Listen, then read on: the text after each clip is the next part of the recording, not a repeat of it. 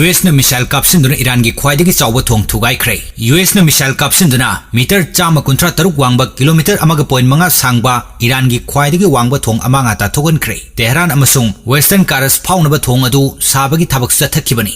US na nongthaktagi satharkiba attack aduda miyoi nipan sikibaga loinana atopa marfu tara asokapan nangki haina First News Agency gi report amana phongdokli. Thawdok adu thokraba matungda US President Donald Trump na thong thugaiba video footage social media da thagalakpaga loinana karigumba Iran wari sanasi yadrabadi atai atopa maru oiba mafam kayasu amang ata thogalagani haina phongdoki. Amaromda US na satharakib attack adugi laman khumba oina Gulf region da leiba maru oiba thong nipan amang ata thogalagani haina Iran na kihankhre. Sabaloidriba civilian structure da US na attack sathaduna amang ata thoganbaga loinana misimina yahun kibagi thong adubo Abbas Arakchi na akanba mawong da condemn tawki. Seriksida US amasung Iran gi marakta songnariba lan numit kuntra manga sukibaga loinana Kuwait ki Mina Al Ahmadi oil refinery da Iran na drone attack sathaduna amang ata thogankhre. Hauzik phawbada lan asin maram orega miyoi lising ani hena sikibaga loinana atopa miyoi lising kun taruk hena asoka panangankre. Nakal anina missile attack leptana sathabaga loinana Yemen dagi kablak missile ama